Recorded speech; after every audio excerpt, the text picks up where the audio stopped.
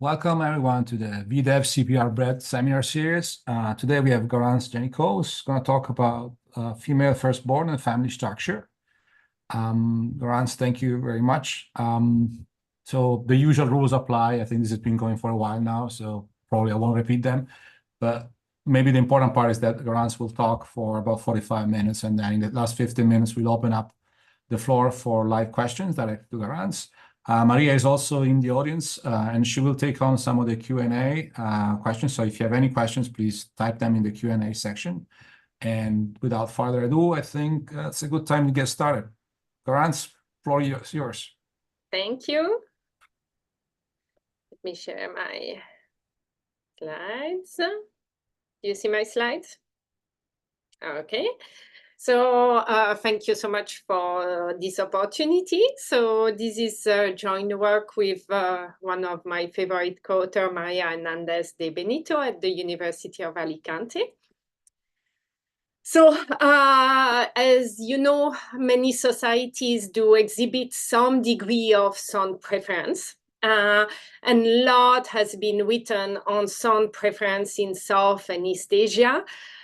We know that there's a biased sex ratio at birth. We know there's many missing girls and women at all ages. We have a lot of evidence that child sex affect sex-selective abortion, affect fertility, breastfeeding patterns, affect the care and nutrition of kids, even affect the woman's social network. And we also have some evidence that even in high-income countries, there's evidence of sound preference. Not surprisingly, some work in historical Europe showing that there's some missing girls, but even recent years, there's evidence that children's sex affect family structure, fertility, crime, and employment in the US, in the UK, in Europe, quite a lot of evidence. What we know much less about is what about in sub-Saharan Africa. So there's an understudy of sound preference, and in part because we don't see a biased sex ratio at birth. So there's no missing girls at birth. But, you know, there's some evidence of sound preference. In particular, Anderson and Ray have shown there's quite a bit of excess women's mortality across all age, not at birth, but after. There's, you know, people have looked at, okay, if there's not any evidence of biased sex ratio, we can look at what happened after. Do we see difference in birth pattern or spacing? And indeed, there's some evidence that could be consistent with some son preference, but also with daughter preference. It's quite a lot of heterogeneous effect. In terms of family structure, which is what we are going to be interested in, we have some evidence. So in fact, the working paper of Dahl and Moretti, that the published version was about the US, but in the working paper version, they show some evidence on family structure in Kenya. And Anna Maria Milazzo has shown in Nigeria that there's an impact of having a girl on having more children, some separation and polygamy. And there's also some work by Sylvie Lambert, Dominique van der Waal, and Villa in 2017 that is about looking at Senegal and is looking at women divorcee and discuss how when a woman divorcee have a son, they seem to be less likely to marry, and maybe it's because they are less desperate. So all this work is very related to what we are going to do today. In this paper, we asked the question of, we are looking at all sub-Saharan Africa, and we asked the question of whether children's sex has a causal effect on family structure. We want to look at the effect on marital formation and marital dissolution, on fertility, and some wealth impact. And we want to know whether those effects are related to gender traditional practices. In particular, we are going to be interested in patrilineal versus matrilineal kinship as and we're going to show that indeed it makes a difference. And as those kinship, the lineage was an obvious candidate to explain some of the results that we were finding. This is part of a larger research agenda where we're also interested in looking at whether girls and boys live systematically under different family structure in sub-Saharan Africa, and also some work where we are looking at whether children's sex has a causal effect on women's health. But let's go back to the family structure, what we are going to talk about today. And the question is, why do we care? Okay, so in the context of developed country, there's a lot of evidence that children are at a disadvantage when they have an absentee father.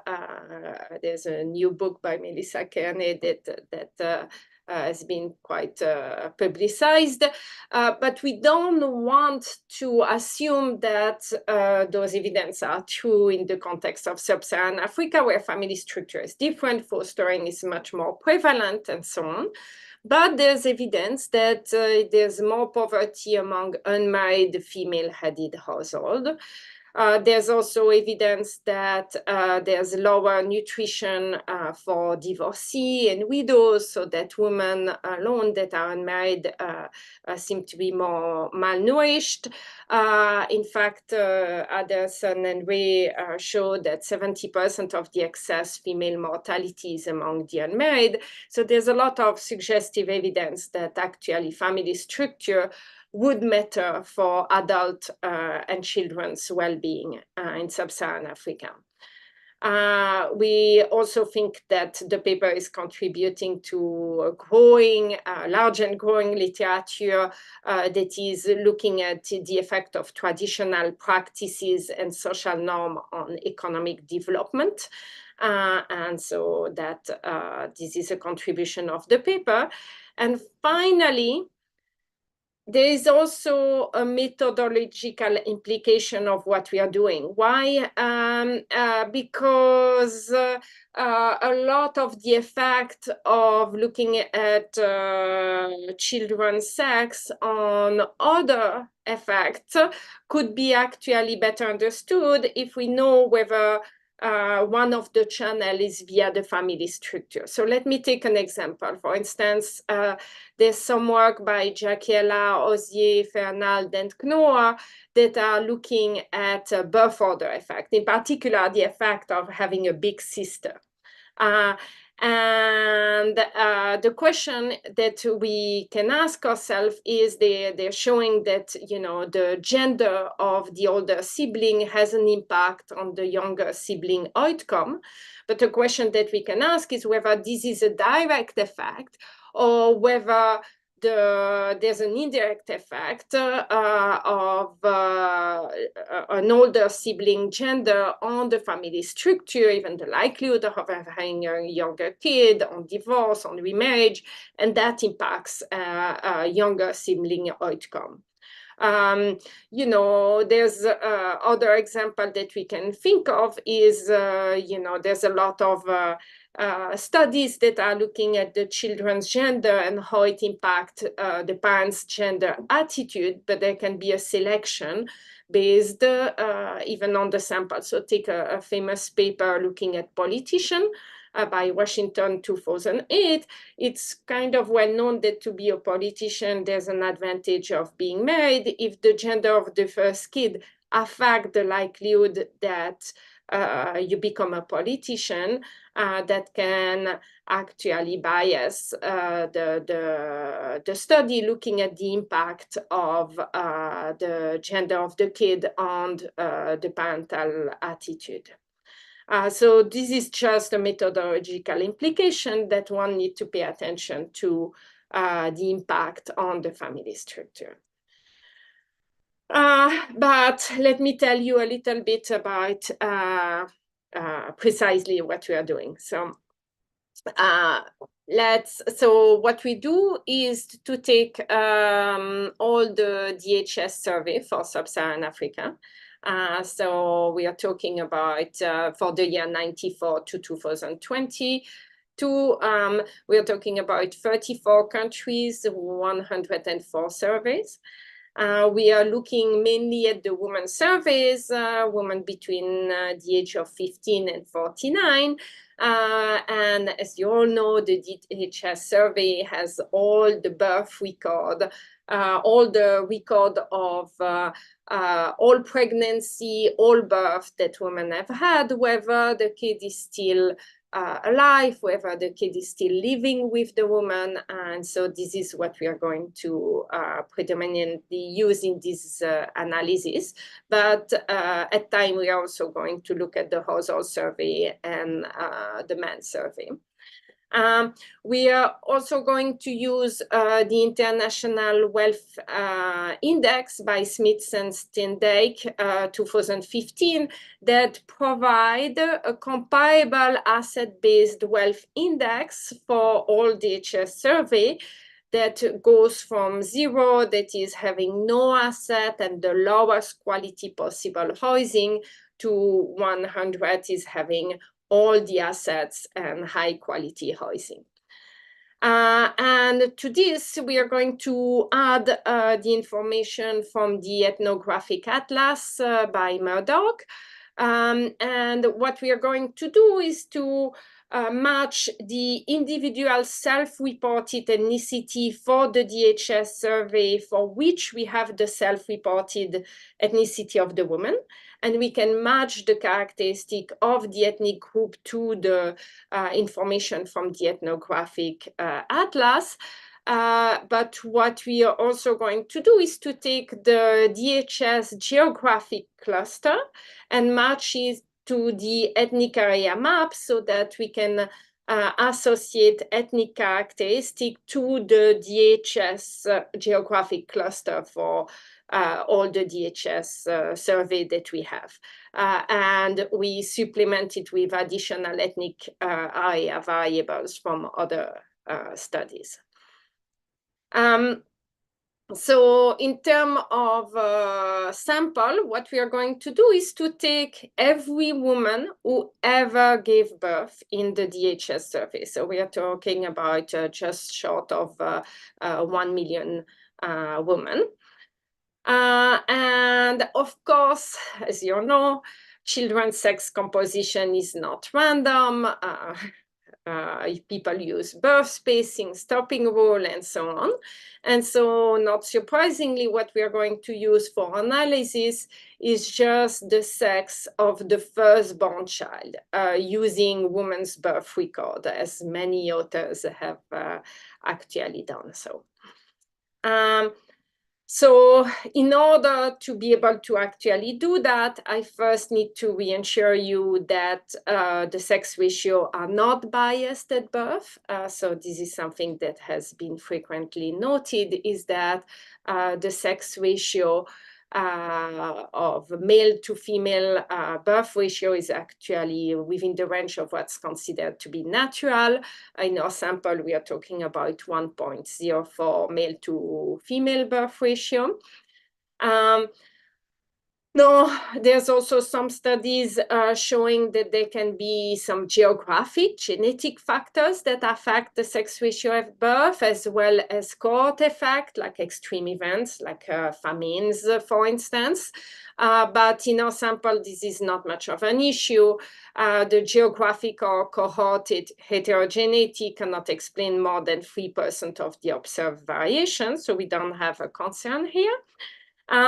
Now, another possible concern is that even if, sex ratio and bias at birth, there could be a survival issue. So if actually women who have daughters are more likely to have more kids, to have that are risky, each pregnancy is a risky event, or make choices based on the sex of the first child, it could be that there's higher mortality among mother of a daughter as opposed to mother of a son.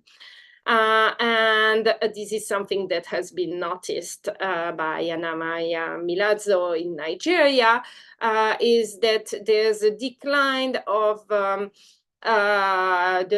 female firstborn, the sex ratio declines a little bit after 40. In our sample, it's not statistically significant once we control for cohort fixed effects, so we don't think it's an issue. But everything that we are going to do, we are going to check whether that everything holds when we limit the sample to women that are less than 40-year-old as precaution. So in terms of empirical strategy, what are we going to do? So we are going to take outcome variable for woman I in ethnic area E, country C, okay? And what we are going to do is simply use a dummy variable for whether the firstborn is a daughter as opposed to a son. And we are going to add some control for the firstborn, age and age square. At time, we are going to put a dummy on whether the kid is alive. I know it could be a bad dummy or a bad control, but so we are going to each time check whether change anything when we control for whether the kid is alive. We also put women's control, age, age square, education, year of birth, and religion of the mother. Country and survey year fixed effect. And then we are going to have sometimes fixed effect for the ethnic area or for the DHS cluster. We cluster the standard error at the level of the DHS sample unit. And, you know, everything is robust to doing it at the ethnic area level as opposed to the DHS cluster. Okay, so when you take a given woman and you know everything who has had a child, she's going to be in one situation or the other. That is, if I know at what time when she had the kid, and I know when she entered a first union or cohabitation, a given woman is either going to have had the kid before she had her first union or cohabitation, or she is going to have that kid after her first union. So what we are going to do is to split the sample, and let me first look at the subset of women whose first birth happened prior to their first union or cohabitation. And we are talking at about 20% of the sample. So 1/5 of the women had the kid prior to the first union. Of course, this is quite heterogeneous across country, with being more prevalent in some countries than others. There's also a substantial amount of union that do happen while the woman is pregnant. So a lot of marriages happen when we're pregnant, but there's no any sign that people get married or not based on the sex of the kid, which is consistent with the fact that there's very little way for them, for most people in our sample, to actually know the sex of the kid before birth. So we are going to first look at the effect on marriage. And of course, this is ambiguous, so it's not obvious. So on the one hand, some preference might suggest that a husband might be less willing to marry a woman that has a daughter. On the other hand, if women without a son are in a more fragile situation when they're not married, then they might have a greater need to marry. So, you know, there's a demand effect and a supply effect. So men and women might have different incentive here. So when we look at the effect of having a female firstborn, and we look at the effect of on being ever married, what we see is that there's a positive effect, 0.6 percentage point increase in the likelihood of ever being married. But what thing that we can do is to look at what happened and distinguish the sample depending on the number of years since the birth of the firstborn. And what we see is that for the woman whose firstborn was born within the last 5 years, what we see is certainly not a positive effect on the likelihood of being married. And we see that that effect is actually coming from, is there only among the women whose firstborn was, the birth happened more than 5 years ago. So this is a first sign then, suggests that maybe in the short run, they're not more likely to be married, but this is happening more in the longer run. So, and this may be more in line with a greater demand for marriage with a daughter. One thing that, of course, we might be curious about is whether they're marrying the father of the firstborn. So what we wanted is to be able to look at that. Of course, we cannot look at it within the full sample because if the kids are not at home, we don't know the relationship between the husband of the woman and the firstborn. But what we can do is to limit the sample and only take limiting the sample to a woman whose firstborn is less than 12. And so, then we can look at firstborn living in the household. We limit it at age 12 because girls are more likely to actually leave early. So by limiting at 12, we are making sure that there's no differential effect on the likelihood of living in the household. Based on the gender of the kids. And then we are limiting the sample to women who are currently married. And then via the household roster, we know the relationship between the firstborn and the husband of the woman. And what we see is that that husband is much less likely to be the father of the firstborn if the firstborn is a daughter as opposed to a son. Now, let me switch to, the other, the remaining of the women. We are talking about the 80% of the sample whose first child is born after the first union or after the first cohabitation. And we can bring those women to look at other outcomes. So, children's sex can actually affect family structure for divorce, for polygamy, for fertility. And so we can look at this. And what do we see? We see that among the 80% of the women who, when they had their birth after their first union, we see that there's an increased likelihood of being currently divorced or to be ever divorced if they have a daughter as opposed to a son in terms of firstborn. And we see that it's 0.1 to 0.2 percentage point on the likelihood of being currently divorced and the 0.7 0.5 on the likelihood of being ever divorced. What about polygamy? What we see is that there's an increase on the positive effect on a female of having a firstborn daughter on the likelihood of being currently in a polygamous union. And this can come from, the husband taking additional wife, or can come from the woman being a subsequent wife of the husband. And the effect is mainly coming from Muslim families where polygamy is much more prevalent.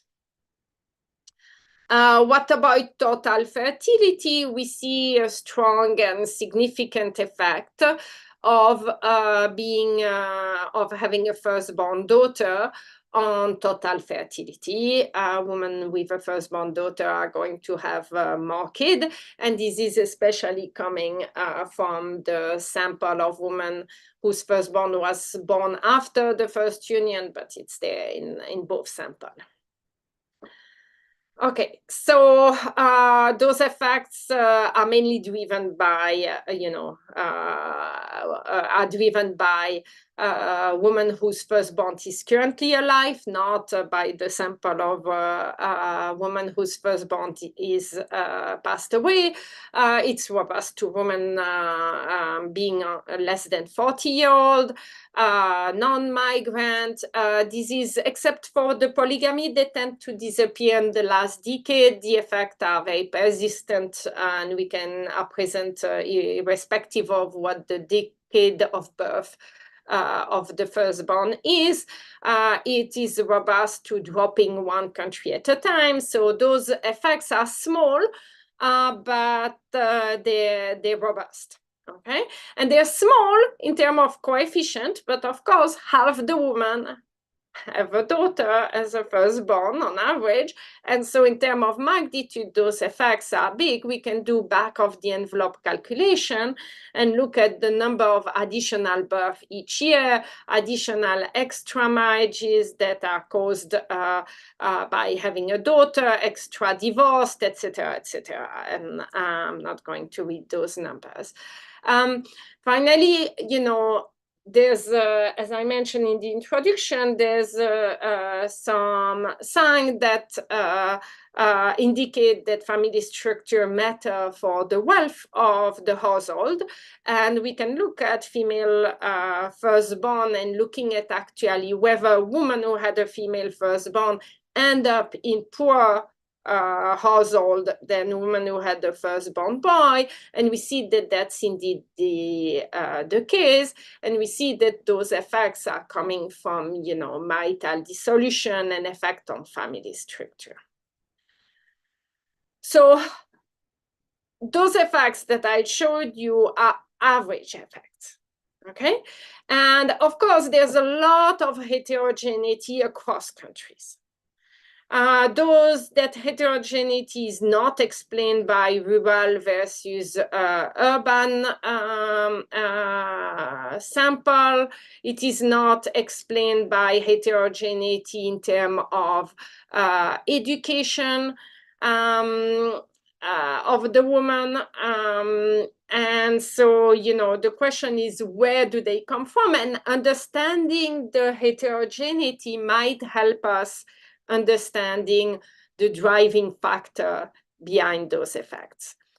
The first thing that obviously comes to mind is some form of sound preferences. So most of the effect that we are talking about could be just explained by, if I want to think about a small model and I think about a test and I just say that people like boys more than girls, then it's going to be resulting in a lower likelihood from the father to want to marry the woman once she has a boy, a higher likelihood of divorce, a greater likelihood of polygamy, higher fertility. All those effects seems to be very consistent with just a preference for boy. But on the other hand, one factor in particular, the higher likelihood of women who have a boy and were not married to actually want to marry in the longer run is not as easily explained by just sound preference, which brings us to, when we are thinking about traditional practices, so there's a lot of evidence that, sound preference is linked to traditional practices. But in particular, one that is very important is matrilineal versus patrilineal relationship. Why? Because not only there's some evidence that there's more sound preferences when we are looking at patrilineal descent and kinship system. So the patrilineal versus matrilineal, I'm going to explain more, but relate to how is the kinship and the inheritance determined, whether it's on the mother line or whether it's on the father line. There's a lot of evidence that patrilineal kinship system is associated with sound preferences, but also because the inheritance is actually going on the mother line versus the father line, it's also related to the ability of women to actually access productive factors such as land. And in patrilineal area, women without a man or without a son are going to be particularly fragile. So this is actually not an obvious symmetry between patrilineal and matrilineal kinship. So let me just explain a little bit more. So when we are thinking about a matrilineality, we are thinking about 15% of prevalence in sub-Saharan Africa. What happens is the descent line is actually the kinship is related to the mother. So if I look at man being triangle and woman being circle, and you look at this couple has 3 kids, 2 daughters and 1 son, they're all going to belong to the clan defined by their mother. Okay, and so here this man is going to marry another woman, but he's still going to belong to his mother clan. His sister is going to marry another man. She also belongs to the clan on the mother.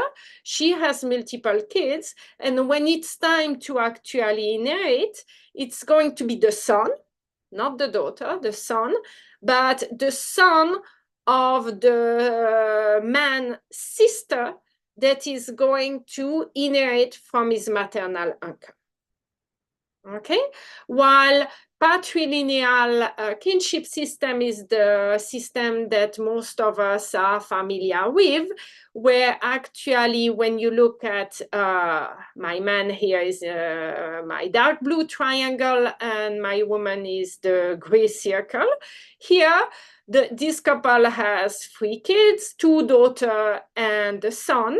Unmarried daughter and son belongs to the lineage of the father. Okay, the daughter, when they get married, typically join the family of their husband, and the father, it's the son of the father that inherits from his own father. So the kinship and the inheritance is going from son to son, but along the father lineage, while here it's still on matrilineal kinship, it's the son that inherits, but along the mother line. Okay, so I'm taking a lot of time here. So what you can see on this map is that actually there's quite a lot of societies that follow matrilineality. We are talking about 15% prevalence in sub-Saharan Africa. There's a famous matrilineal belt that goes from Angola to Tanzania, going for the Republic of Congo, DRC, etc. here. But you see that, there's quite a lot of matrilineal society elsewhere, not just in this region. So it's kind of spread. And there's a lot of discussion on what might be the origin of matrilineality. If you're not familiar with it, it sounds maybe strange, but some early anthropologists argued that might be the original form of organization of human societies. Why? Because kids are staying with mother and are raised by mother and aunts and this and that, while men come and go. And in a world where you have a lot of parental uncertainty, you're never too sure. Your own kid is your kid, but you're sure that your sister kid is of same genetic material than you, and so there might be some more lineage certainty for your nephew than actually for your own son.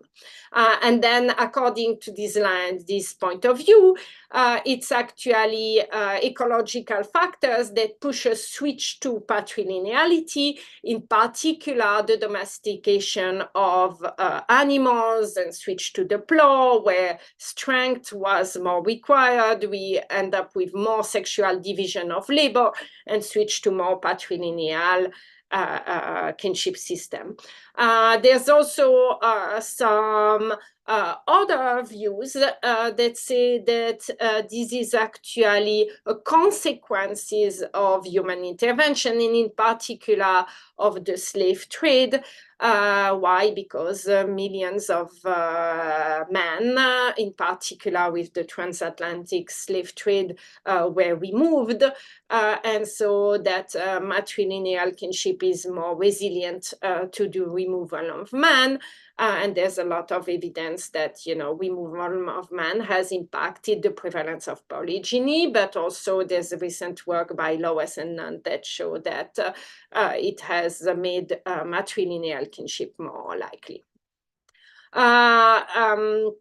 So what do we know about matrilineal society? We know that there's less sound preferences. We know there's a reduced educational gap.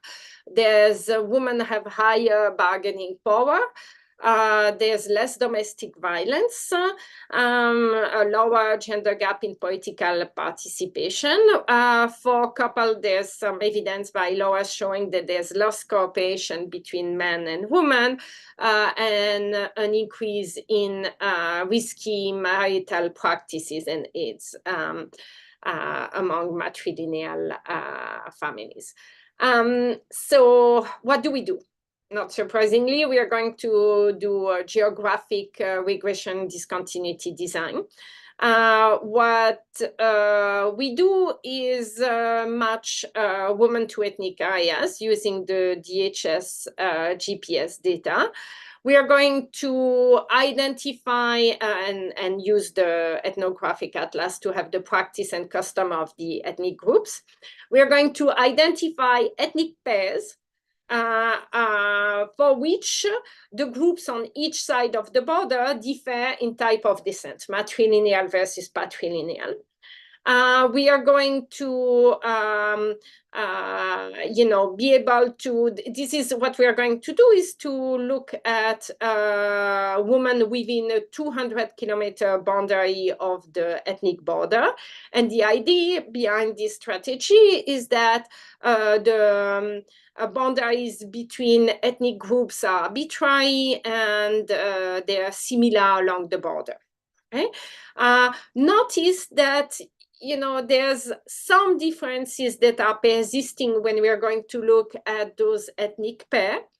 Some of it that are, differences that are the consequences of matrilineal societies, but also some differences maybe about distance to city that are still a little bit different. But notice that here we are not totally interested in the causal effect of patrilineality versus matrilineality. What we are looking at is the causal effect of having a female firstborn, a firstborn daughter, and we are going to interact it with the patrilineality. But this is going to be within societies and women that are very similar to each other because they live in the same region, they're on one side or the other of the border. So what does it mean? We are going to look at the outcome of woman I in DHS cluster D, ethnic pair P, and ethnic area E. We are going to have a pair fixed effect, theta P here.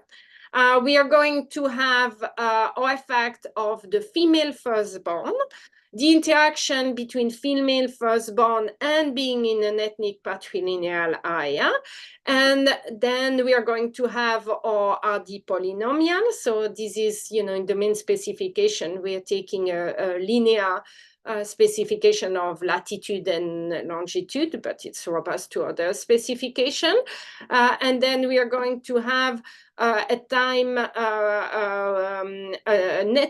we can put a patrilineal coefficient or put an ethnic area fixed effect, and then we can put our mother firstborn controls, country and year fixed effect, as well as control for any difference in distance to urban area or some geographic covariate that we might worry would be different across both sides of the border. So, it's good to see that actually there's a sharp discontinuity at the border between the prevalence of patrilineality. Okay, so this is the fraction of patrilineal individuals, and you see there's an increase by 20 percentage point in the likelihood of being of patrilineal descent when you're in patrilineal area. This means that if you want to push the interpretation further, we can also use this as a first stage and to actually use a fuzzy RD to be able to look at the interaction between female firstborn and woman being of patrilineal descent. Okay, so let's go back to what we were doing before. Okay, and let's start by looking at a woman whose first union came after who had their kid before their first union. Okay, so if they had the first union, it came after their first born. And what do we see? So if I'm interested in the effect of having a female firstborn in matrilineal area, I'm looking at the second line. And what you see is across the specification, you see actually a positive effect of having a female firstborn on the likelihood of being married from the beginning. Okay, that is short term or long term, you see an increased likelihood of being married if you have a daughter as opposed to a son in a matrilineal area. To be able to look at the effect of having a female firstborn in patrilineal area, we need to look at, the last line that takes into account the interaction and the coefficient of female firstborn. And what do you see is that you see that that short run or that decreased likelihood of being married when we look at women whose birth happened in the last 5 years. Okay, and then there's a catch-up effect because then when you're looking at, a woman whose birth was more than 5 years ago, then now they're not differentially likely to be married. So clearly the pattern that we were seeing in the full sample is very different across matrilineal and patrilineal descent. And what we were seeing is the effect that was prevalent in the majority of the population that is of patrilineal descent with a much stronger effect than on average. In terms of likelihood of being currently divorced, likelihood to be in a polygamous union, we see no differential effect of between patrilineal and matrilineal area. But what we see again is a big difference when we are looking at the fertility effect. And what do we see? Second line, when we want to look at the effect of female firstborn in matrilineal area and for a woman of matrilineal descent, is that having a daughter decrease fertility under matrilineality, and we see that it increased fertility in patrilineal areas and for women of patrilineal descent. Yes. And so those effects are there. There's a lot, and I see that I'm running out of time. I run out of time. So it's robust to a lot of different check and control and so on. We can drop, there's a lot of correlation between patrilineality and patrilocality. So every area that is patrilineal is patrilocal. Among matrilineality, some are patrilocal, some are matrilocal. Everything I showed you is robust to removing purely matrilocal groups, so this is not the driver. And so I just want to conclude with summarizing the effect. We see that women with a female firstborn are more likely to end up married if they have a kid before out of the wedlock, to use a very old-fashioned expression. But they are less likely to be married to the father of the kid, and this is more coming on long-term effect. They're more likely to be in a polygamous marriage. They're more likely to divorce if they have a daughter. And they end up living in poor household. And we see that a lot of the relevant heterogeneity is coming from the kinship descent, matrilineal versus patrilineal. There's a clear heterogeneity of family structure that is based on the children's sex, and that's relevant for other people looking at fertility outcome, parental attitude, etc., etc. And I'm going to stop there. Excellent. So let me go to the floor. There was one hand was raised, but then went down. So, so no. Tetsugi, do you want to ask a question? Well, let's wait.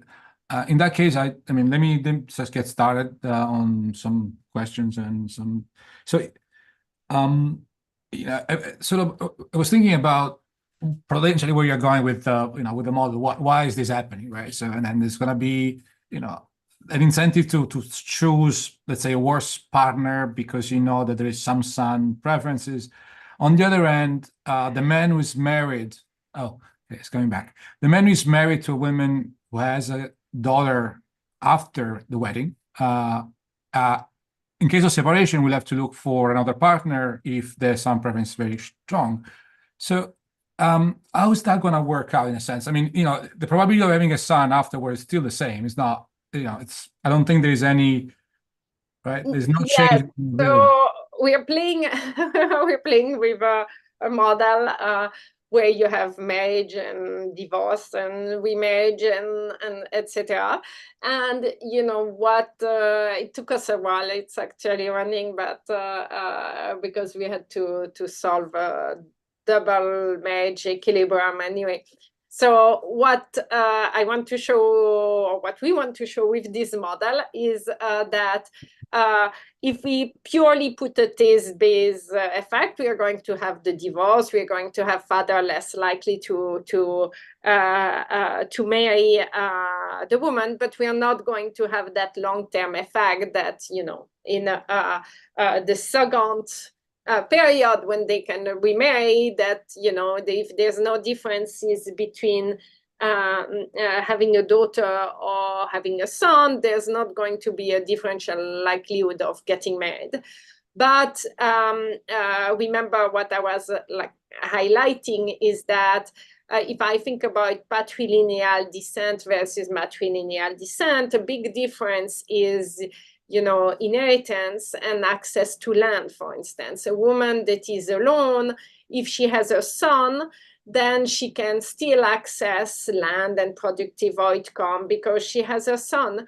But if she does not have a son and she has a daughter, then she is not going to have access to the land. She is going to be much more, in a toy model, she is going to be much worse off being alone if she does not have a son. And so then she's much more willing to actually get married. Excellent. So there's a question. Karen, I guess your mic is open, so you can go ahead and ask the question. Yeah, it's actually a follow-up question on the question that was in the chat by Sylvie on fostering. So Maria already answered that you looked at it, but maybe you can talk a little bit about the intuition there. So Sorry, I should look at the chat. no, don't worry. I'll repeat. So in fact, you set it up initially as in kind of, one way of one important part of family structures is fostering, and then it doesn't come back. I understand from Maria's answer that you don't find an effect among the firstborn, but I wonder what's the intuition there. Like if the point of this paper is saying, the gender of the firstborn actually does make a big difference for family structure, and if fostering is kind of, maybe it's not the easy way out, but at least it's one way of adjusting family structure in this context, why wouldn't we expect for the gender of the firstborn to matter? We see that overall, daughters are much, so when we look at actually in which type of household kids do end up living, we see that actually daughters are much less likely to live without the two parents. They're much less likely to not be with their father overall, and they're much less likely to be fostered out. This is quite an important adjustable margin, okay? But it's not going to, so it might help, like by not having your daughter with you, but this is not going to give you access to the land, for instance, in a patrilineal society. So fostering out your daughter might help with, cost, or it depends also what age she is and whether she can earn something or not, or whether this is a good strategy or not. But this is not going to give you access to land, like compared to having a son. Maria, you wanted to add something? Yeah, you want to tell something? Yeah, go ahead. No, I just wanted to complement the discussion we have on the chat because there is a bit of a data limitation to say what we observe on fostering versus not. So if we define fostering as the child not living with either the father or the mother, for that we can use the household roster, right? And we have parent identifiers, so we can see which children live in households where none the father or the mother are present. But to identify the firstborn, what we use are the women's birth records. And for those children, what we know is whether they live with the mother or not. But we don't know if the answer is no, whether they live with the father. So in the firstborn analysis, we can look at custody arrangements from the mother's side, but we have a limitation on fostering. What we know is that among those women who are currently married, and we have the gender of and the first one lives with the mother, we know they're less likely to be with the father, which are the results that Garance showed earlier. But and we don't see that it is more or less likely that the first one lives with the mother versus not. That's as much as we can say on that, because with the birth records, if they say they don't live in the household, we don't know if it's with a completely different household or with the father's household. Sivi, would you want to follow up on your question? I've seen that there is some discussion in the Q&A. I don't know if you're still there. Probably, yeah. Yeah, go ahead. You're allowed to talk now. So you just, yeah. Thank you. Super interesting. Thank you very much, Garance and Maria. I just wondered whether you can check on those women who had their firstborn before marrying, yeah, and are marrying someone who is not the father of the child. Yeah. Whether when it's a girl, that firstborn child is more or less likely to actually live with the mother. Because mothers may have to foster their daughters out to be able to remarry. So that was my question, really.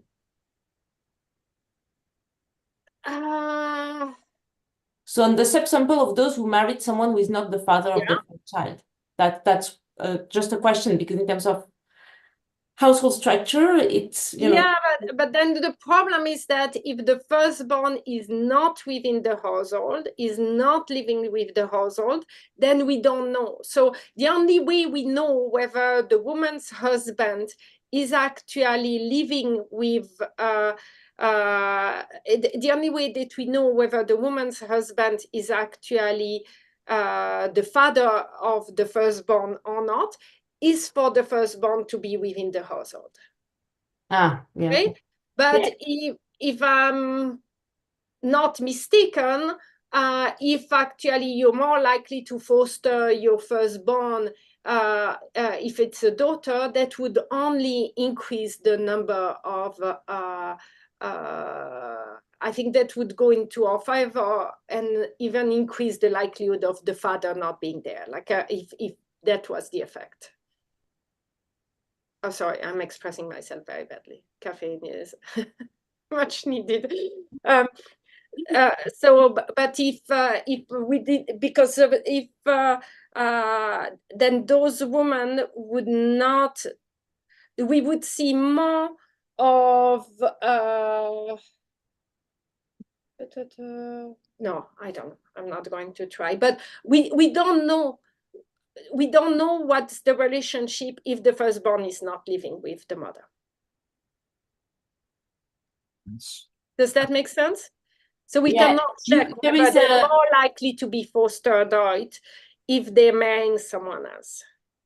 There is maybe you can have an intuition if you look at those households where the first child is not there, but the second is born very quickly after the marriage. Yeah. The first one was born before, or if the first one is born before the marriage, just even concentrate on that. If your first one is born before the marriage, do you know whether if it's a girl, it's less likely to live with the mother than if it's a boy? We could look, but it's difficult. And even when you start bringing the second born, then the spacing between the kids can be affected by the gender of the first kid. Sure. Yeah, but we can check. Anthony, do you want to ask your question about twins? Or rather, yeah, thank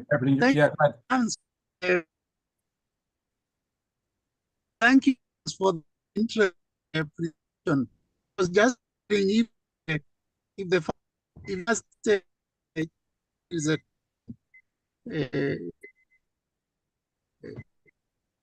woman setting as the in the birth. I think the connection isn't great. Anthony, do you want to type it and I'll report the question? So my answer was that Anthony was thinking about twins and what would that mean? I don't know whether you have a sample size to actually look at twins. My answer is that you don't, but I think Anthony had in mind some ideas on twins and so they're born potential different gender and so on and so forth. But I doubt that you would have actually the sample size. I think it's going to be a very small percentage. Yeah. We checked for those that the birth it's reported to be the same, whether excluding them matters, and it doesn't. I mean, it probably the twins are not very, very frequent, and they actually have become more frequent over time. It's probably not a big sample there. And it's related to age of the mother having the kid, and so it's a different sample, I guess, at all. Well, I guess unless Sylvie, do you have an extra question to ask? I see your hand still up, but I don't know whether it's because of nope, it's down. Because I'm useless, sorry. And I see one question about bride price. We are mainly talking about bride price in sub-Saharan Africa. There's a bit of a distinction between large or token bride price, and that would be related with some form of son preference or not, like when you think about a bride price, if it's substantial, that might decrease the amount of son preferences. So but this is not driving our result. And yes. Excellent. So I guess we are just about at the end of the VDEV. Thank you so much, everyone. Garance says